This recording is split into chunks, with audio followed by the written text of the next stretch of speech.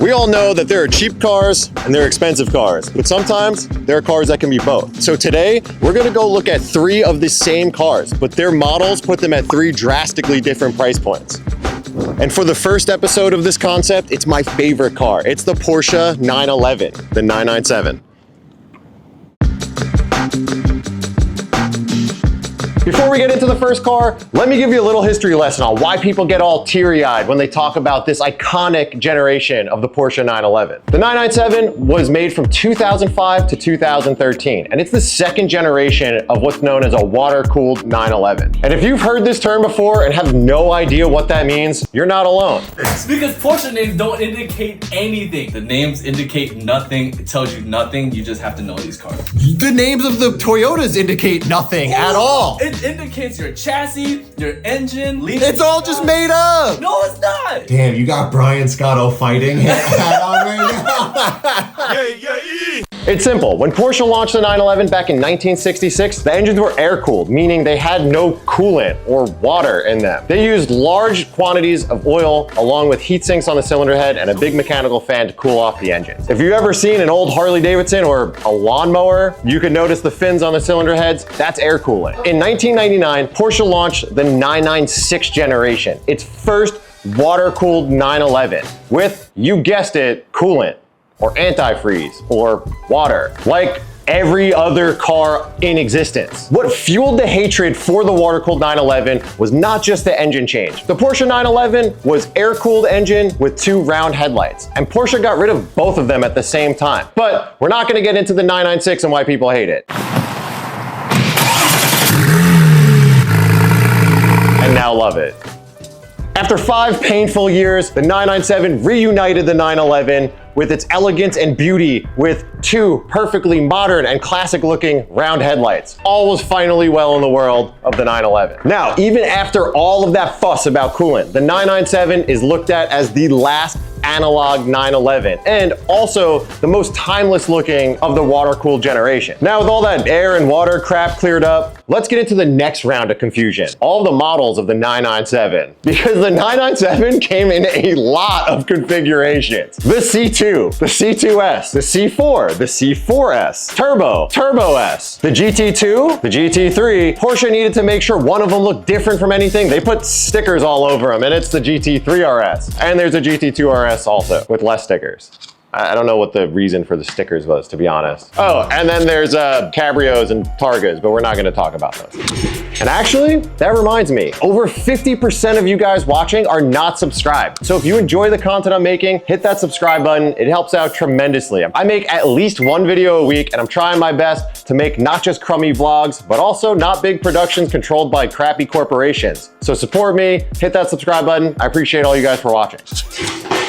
Anyways, as a guy who spent his years modifying cars, it's no shock to me that my favorite ones are not cars with a bespoke chassis like supercars and hypercars, but rather the ones I love most are cars that started with a pedestrian base model. I'm talking things like the Evo, the STI, GTR, GTI, and countless other examples. So I wanted to make a show about the situation where manufacturers started with a base model car and added all sorts of crap to it to make it worth double, triple, and sometimes even quadruple the base model car. So we're gonna see, is it a complete waste of money to get the premium model car? I don't know.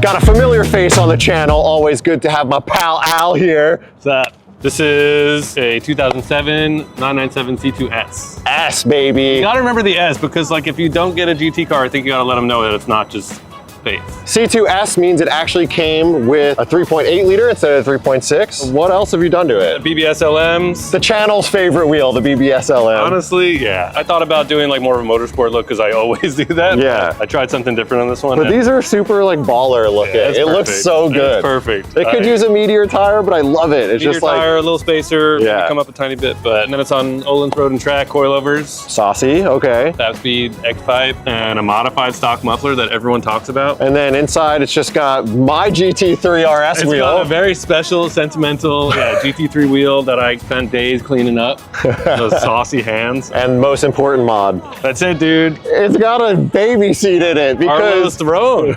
Alex got rid of his F80 M3, one of the most practical, capable, great daily drivers for this.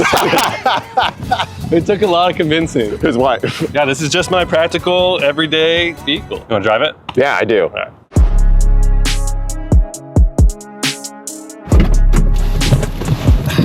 Ooh, it's comfy.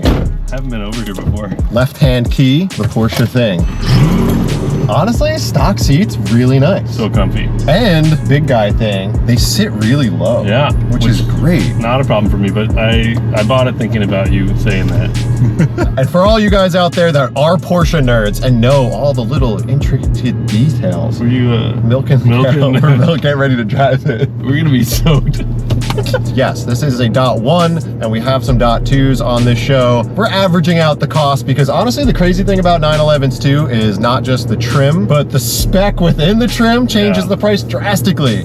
Does this scrape or anything? Yeah, it's really low in this. So honestly, first thing I noticed about the car is clutch pedal actually pretty heavy, like very direct. Yep. Gear shifter is super ratchety, which I like. Ratchety in a good way, not ratchety like the Ratchety, girl like, you out of bring home. control. But the first thing you notice when you get into a 997, 911 is the size. Like I think what people really like about this generation car is that it's still sort of like intimate inside. They're so small. That's Yeah. what I mean, like I don't know where the wheelbase or like size comes from because the cabin itself is tiny. In my opinion, it's everything you need and nothing you don't. A steering wheel with no buttons, a shifter, 3 pedals. It's got the most awesome gauge cluster, very simple climate control. I added some technology just because Porsche like made it okay to do it. Having Even a nice that. radio is fine, yeah. But you have a 958.2 Cayenne diesel. Yes. That center Basically console a 747. is overwhelming with the amount of buttons Yeah, and technology, it's a and I lot. feel like a lot of new sports cars do that also. Like you get in and you're just like, what is going on? Yeah. Give it a little bean just to see.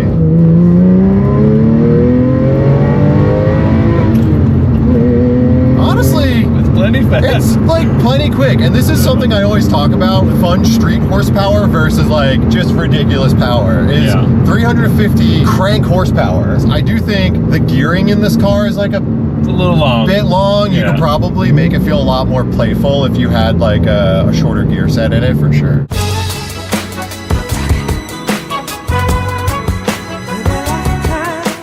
What do you feel about owning and like driving this car? I mean, yeah, I've had a lot of cars that I just always wanted a ton of horsepower, but now I've just been on this journey looking for cars with like soul that you feel that like offer a unique experience. And I drove a couple and I thought about a GT3, but like I really do want to give my daughter like an experience of why I love cars, and so I wanted a back seat. And I Yeah. wasn't about to go buy a turbo, so this was the way in. Yeah, I mean, for the price point, even if you can afford a GT3, affording to be able to daily a car that's that expensive is like a whole different world. Yeah. This car stays in your driveway, drops the daughter off to school, it runs errands. It can do everything. Yeah, whereas like a GT3 can do that, but you it's a also, little precious. it's a little precious, it's a Yeah. little bit more special of a car, and honestly, I don't know what level you have to be at to daily $150,000 car. I don't know. Yeah, I don't know if I'll ever want to do that. It's an incredible driving car. Dude, it feels so, I don't know, nothing can beat how this feels. And I don't even know why I am so in love with it. On paper, not the most exciting car when you look at horsepower, torque stats, and weight and stuff, but just the experience that it gives you and like the seating position, the thing no one really talks about, but when you sit and you look out the window and you just see the 2 little bumps of the fenders leading to the headlight, like it's Yeah. such a unique It's awesome. car, and they offer such a fun driving experience, which is cool because a car that I've never driven before and I've been interested in driving is a 997 Turbo. Basically this With 2 turbos just slapped on the back. with double the horsepower and all-wheel drive. Honestly, I sort of love this car. Like this is probably like the coolest daily you could get. Yeah, I'm in love with it.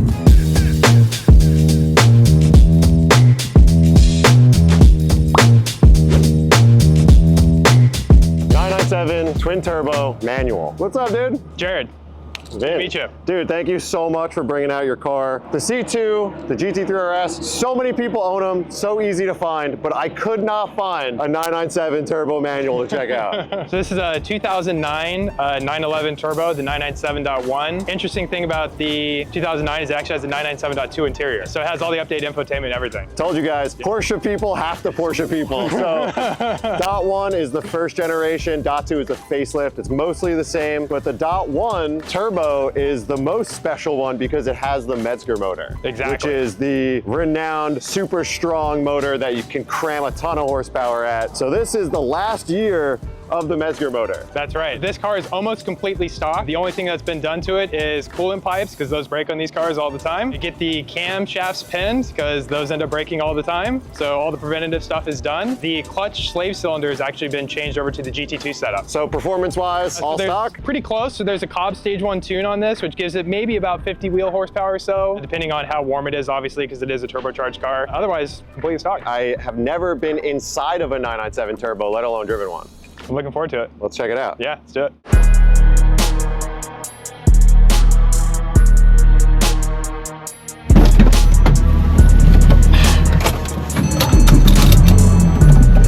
Getting in the 997 turbo, the first thing you notice is it is 100% the same car as the C2S, as the base model Carrera, except for it says turbo on the gauge. It says turbo on the gauge. That's what matters, obviously. Yeah, for the most part, they made this car to be like a grand tourer. It wasn't meant to be like the GT3, like a stripped down race car. This is the best daily driver 9911 that you can buy. 100%. One of the problems with the turbo specifically is obviously it's quite heavy in comparison to the base Carrera, the GT3s or the GT3 RSs, so taking a little bit of weight out of the back definitely helps there. But combating that all-wheel drive system is going to be a little bit painful because it is quite heavy. The idea is I'm going to change this to a full cup setup. The turbos not only came with more horsepower, but to make it more civil, because in the early days with the 930 and the 964 turbos, they were kind of called the Widowmakers because they had so much power and a laggy turbo setup that people generally couldn't handle those cars. Exactly. So in the 996 generation, they started making the turbos all-wheel drive, which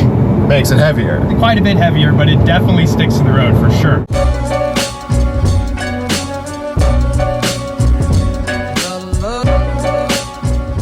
The whole idea behind this car and its future is GT3, but with torque. All right, well, let's see what it feels like. Holy crap! Whoa! Dude, that thing is crazy! Right? What an absolutely different experience than the C2S. And it's...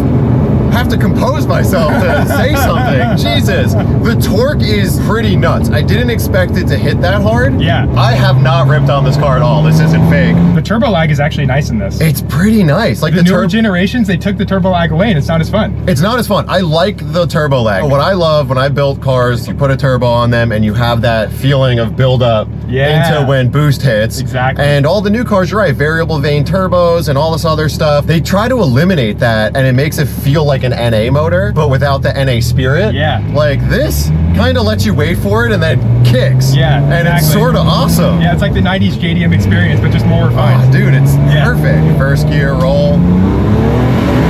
Whoa. Whoa, this thing is fast. Wow. Right? Dude, this is a ripper. Yeah. I know what I'm doing when I go home. I'm just going to sit and look at 997 turbos. It's just crazy. Just like stepping on the throttle at 3,000 RPM in third gear, which is like 40 miles an hour. Yeah. This thing is still a rocket ship. Yeah. Like it doesn't really need the momentum. You just step on it and it goes. I love short gearing transmission. So you think like this would almost be like too long. Yeah. But matched with the low RPM redline and all of the torque, it still feels plenty exciting. Yeah, exactly. Dude, all right, the shifter feels great. Is it stock? Yeah, bone stock. Wow. 100% stock. Super assertive shifter. Insane. Another great thing to note too is when you're shopping for cars, you'll notice that GT3s seldomly have high mileage. You know, 60, 70K, they're all out there, they're reliable, they do it. But when you look for turbos, you'll generally find a lot of higher mileage examples because people were buying these cars to just drive them as cars. Yeah. And I mean, this is a perfect example. This car's got almost 90,000 miles on it. Yep. And it's in incredible condition.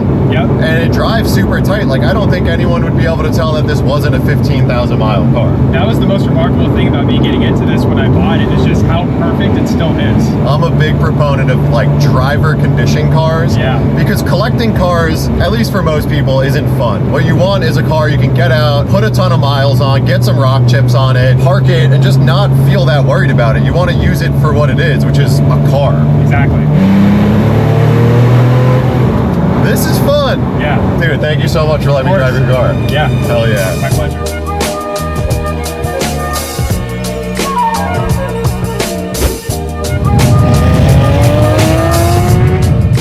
It's really windy and there's people having way too much fun on jet skis, so I'm using a mic like a complete loser. The next car, quite possibly my favorite car ever, and it's my personal car. I'm gonna try to give you my most unbiased opinion. This is my 2010 GT3 RS 3.8. Although this car looks completely stock, it's far from it. Suspension and chassis wise, it has nearly everything changed on it. Three-way JRZ RS Pros, all of the suspension kinematics and bushings replaced with spherical gyro disc steel rotor conversion on the brakes. And in the downforce category, we've got higher wing risers, a gurney flap, and 4.0 canards. Power-wise, it's got a full Dundon D4 power package, which makes 460 wheel horsepower. You really don't see anything. Inside the car is mostly stock. Even these flappy little door pulls are a factory option. What is replaced is it has a 991.2 GT3 steering wheel, a GMG 4-point roll bar, a Renline phone mount. But other than that, pretty much stock. And actually, I lied to you guys because the GT3 RS is not the top dog of the 997. What is the GT2 RS. It's so tremendously valuable and so rare that there's no way that I was gonna get one. And honestly, this one's still my favorite.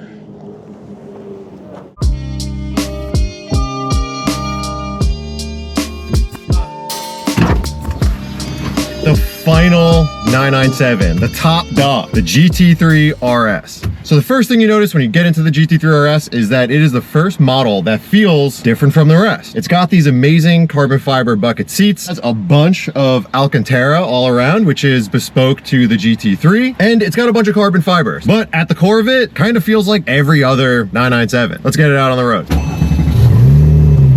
Right off the bat, you hear one of the most insane noises that could ever come in a factory car, which is the flywheel chatter from the lightweight single mass flywheel that came only on the GT3 RS. Even the standard GT3 got a dual mass flywheel to quiet this down. What this does, it takes a lot of rotational mass off of the driveline and allows it to rev quicker and more freely. So the first thing that you notice while driving the GT3 RS around town is that it's not as good of a car as the other 997s. This exhaust isn't that loud, and it's a car that the engine is in the back, and it's still tremendously loud in this car. Like, the volume consumes the entire vehicle. Even right now, I'm almost yelling while driving 20 miles an hour. It's a car from a time where a manufacturer took everything out of the car that made it a good driving street car for the sake of making it a good race car. Back in 2010, when Porsche launched the 997.2 GT3 RS, they took one out of the showroom, put a roll cage in it, raced the 24-hour Nürburgring, finished,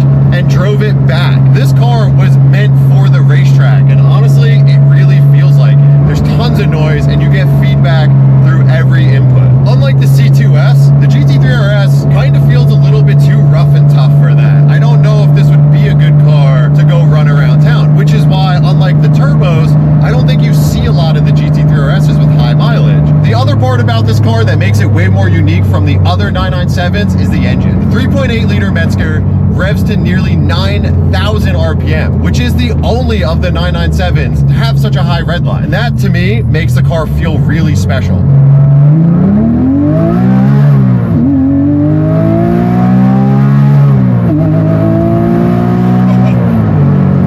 Now this thing scoots. It puts all the power to the ground with a little wheel speed in first and then dead hook all the way through. This car is actually tremendously fast. I haven't hit this car wide open throttle in a couple weeks, and that felt amazing. It's got a lot of mid-range torque. It's got such a high redline. You can hit it from 4,000 or 5,000 RPM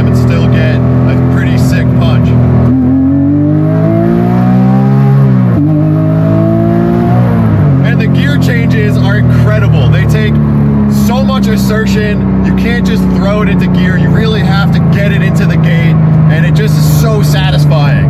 The sound of the car, the feeling of the heavy clutch, the heavy shifter, like this thing feels so special. And if you want to see the benefit of that lightweight flywheel that's worth all that chatter, it's this. Above 3,000 RPM,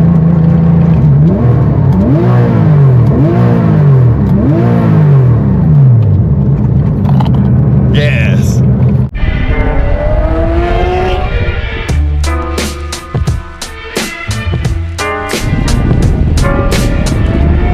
Well, now that we got to drive the whole spectrum of 997s, time to put some numbers behind it, so we can decide which one's the most worth it at its price.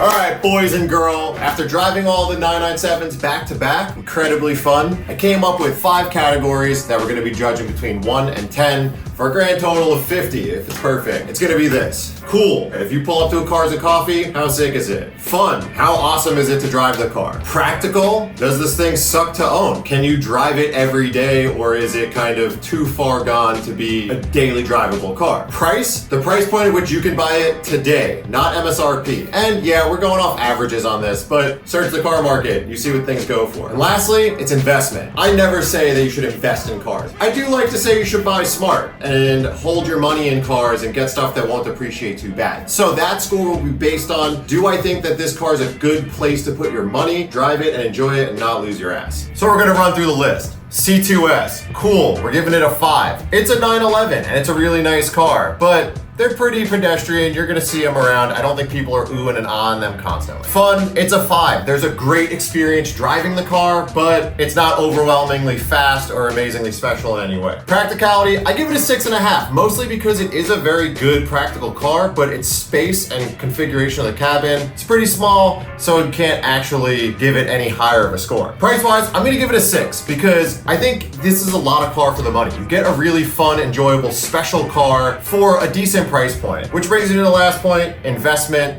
I give it a 6. It's the only car on this list that is actually below MSRP. I don't think that the 997s are ever gonna go down more than they're at now, so it'll likely hold its value, maybe go up, but they made a lot of them, so you can't really be too sure. On the turbo, I gave the Cool a 6, mostly because it looks just like the C2S, but it's more of like a if you know thing. If you see that side vent and a little bit wide quarter panels, you're gonna think it's a bit cooler. Fun, I gave it a 7. That thing was a blast. Practicality, I'm giving it a 6, so slight point down just because of the price point. It is the same car as the C2S, but at double the price, I think it sort of reduces the practicality of it a bit. Price, I'm giving it a 5. It's double the price of the C2S. Now granted, you get a ton more car when you're talking about performance, but it is a pretty expensive car. Investment, I would say it's pretty strong, and I'm giving it a 6 because these cars are selling at MSRP now almost 20 years later, and I do not think that these cars are gonna go down in value. It's the last turbo manual Porsche ever made. I think that these things are gonna hold pretty strong. And lastly, it's the GT3 RS. And I know you guys think I'm gonna be biased on this because it is my favorite car ever. Cool factor, I'm giving it a 9. Let's be honest, it's a GT3 RS. It's like a hip hop phenomenon now. People are swooning over the GT3 RS. And I know that they're talking about the new ones, but realistically, the whole lineage of GT3 RS has a pretty high bar. For fun, I'm giving it an 8.5. This car is an absolute blast to me. I love driving it. It is so much fun to me. It offers a unique driving experience I don't think you could find pretty much anywhere else. Now, practicality, I'm gonna give it a 3. I know it's mostly the same car, just paired with the value, the bucket seats, the loudness and the harshness of the entire car, it's getting knocked down. I wouldn't daily drive it. I'm giving it a 3. Price-wise, I'm giving this car a 3 also, just because these things have skyrocketed in value. And while that I think is a good thing, I also think that it's sort of a lot of money to spend on the car. Bringing it to my last one, it's actually ranked really high on the investment. I'm giving it a 9 because the GT3 RSs are only gonna continue to go up in value, known as one of the most sought after 911s ever. And I think it'll go down in history as one of the best. So for that reason, I don't see those going down in price. I think that if you wanted to park your money in a car and enjoy it, you can certainly make your money back on it and then some. Even though the GT3 RS just beat out the 997 Turbo, if you're looking for a great all-around car that you can use, abuse, stack miles on, and have a great time, I think I would go with the turbo. For me, it's the GT3 RS. It's my favorite car ever. I had a really good time driving all of them, and they all offer something really uniquely special at each given price point. Let me know if you like this type of video. I want to do a bunch more. I think the next one I'll do is going to be either C6 Corvette or Mitsubishi Evo, or maybe I'll even do the 360 because there are 2 variants of that. Let me know in the comments what you guys think. It was fun for me to make. I sort of enjoy this type of stuff. It's the dumb crap I think of all day, so I'd love to make more of them. So let me know what you think in the comments. Thanks to everyone who subscribed. If you're not, hit that subscribe button. I appreciate it. But for now, I'm out. I'm gonna go watch this auction.